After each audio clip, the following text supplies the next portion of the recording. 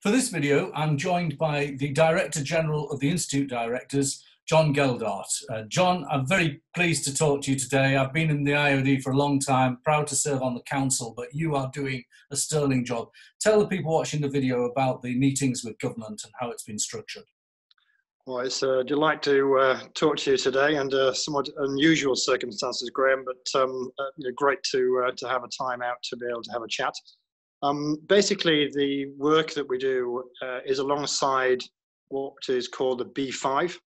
That's the Chamber of Commerce, the CBI, the Federation of Small Business, and Make UK, and the Institute of Directors. That makes up the Business Five, the core business representative organisations that really are the voice of British industry, the voice of, in our instance, directors, direct into the government. So we've been spending time both severally and individually talking to people such as the Treasury, HMRC, and in particular the greatest connectivity really has been with Alex Sharma, the Secretary of State for Business.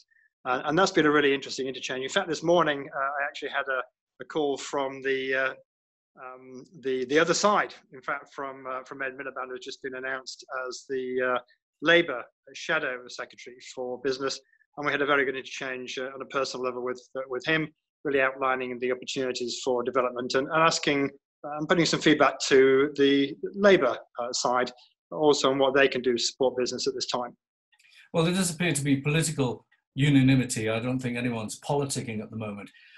If I dial you back a couple of weeks, Jon, I think members of the IoD and certainly businesses who watch this video will be interested to hear how those talks with the government went when the crisis first emerged and we were all desperately worried about running out of cash, potentially sacking rather than furloughing employees.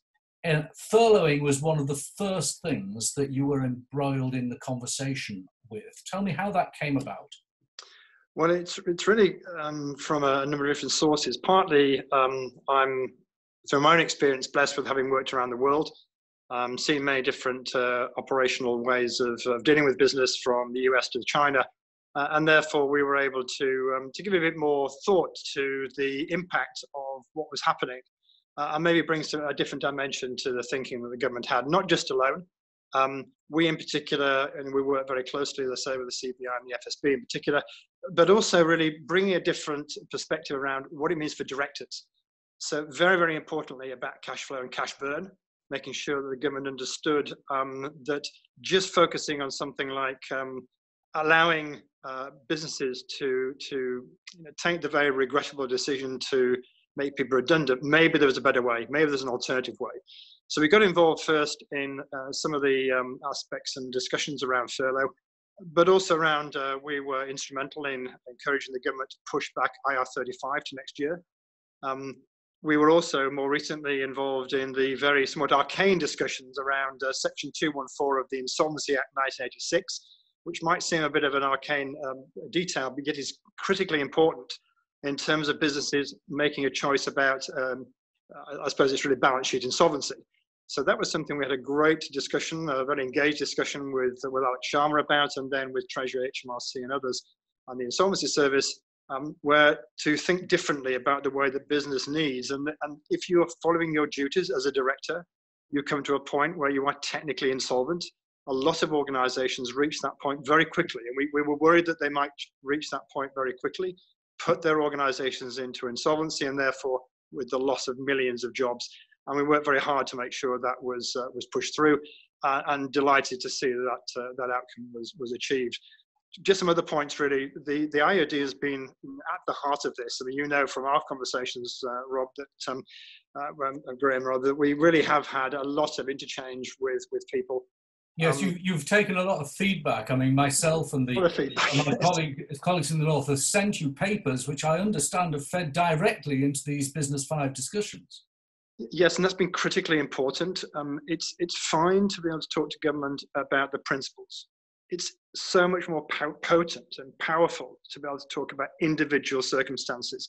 And whilst there's sort of no name, no pack drill here, it's very much about saying this organisation in the Northeast had this issue, and this is how you can resolve it. And of course, that has impact, and that will have a ripple effect through other businesses.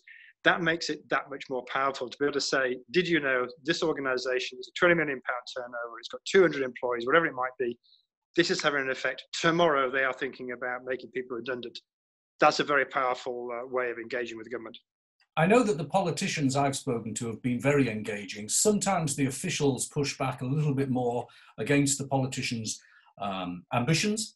But there was one scheme, the furlough scheme, that has clearly saved many hundreds of thousands, if not millions of jobs. Duncan Bannatyne, who's a client of my firm, was on Sky News today, Tuesday, the 7th of April, saying that 2,500 people has been furloughed in his businesses, and they might have lost their jobs without the furlough scheme. That's right, and it was very heartening. Literally the day after we'd managed to push this through, and these conversations go late into the night. The conversation that related to the scheme for around Seaballs went on till 4:30 in the morning. So it was announced at 7 o'clock. But that particular furlough scheme was something that we really had a lot of discussions with. And as you say, regrettably, it wasn't the ministers. The ministers really wanted to push hard, and I think hats off to the government in the way they've really pushed hard and been thoughtful and creative and innovative in the way they've addressed some of these issues. Unfortunately, civil servants have had to relearn how to work. And the old way of the computer says no was something they had to change and say, actually, the computer may say no, but we can say yes, and how can we say yes quickly? And that's been something that has brought a business acumen, I think, through the input we've been able to give to the decision making. I'm really proud with great results. If you recall, Graham, the day after, I think it was, we had a conversation, and I'd just come off a call where we totted up that something in the region of 1 million jobs had been saved by that action. So really wonderful to be involved in that. It certainly was. I'm going to leave on this subject, that's Seaballs, the Coronavirus Business Interruption Loan Scheme. We'd had a lot of interchange on that last week, and as a result, not necessarily of what I said, but certainly of the B5 discussions, there were amendments to that scheme. Do you still think that it's important to keep this dialogue with businesses on the ground so that the schemes that have been introduced are maybe tweaked here and there to make them more effective? It's absolutely essential, because without that day-to-day engagement, with the understanding of where it is succeeding, and we have seen successes, we've seen businesses receiving loans, but also where it's not been successful, and in particular around personal guarantees of directors. This is something that we fought very hard on, and in fact, earlier this week, you'll be aware the announcement came out over last weekend about the banks taking a more pragmatic view about not asking for personal guarantees. That's a direct result of engagement at an individual level, with examples from the Northeast as well as from elsewhere, of me being able to go back in the team, being able to go back to government and say, this is how it affects individual businesses. And to be fair, they've gone, my goodness, we didn't appreciate quite that. We've been working with UK Finance, who have been working with the banks. They also have understood that there's many a slip twixt cup and lip, and getting that information right to the front line, so that when you're on the call center and you're applying, that they don't ask you first for a business plan for the next 3 years with a return on investment, that they ask you for looking backwards over the viability of your organization more recently, because we're in such uncertain times. You can't take a cash projection into the next 2-3 years, or even the next 3 months, let alone a year, with any degree of certainty. So of course, what happens? They fail. And that's been the important thing of rethinking the approach to looking at loans.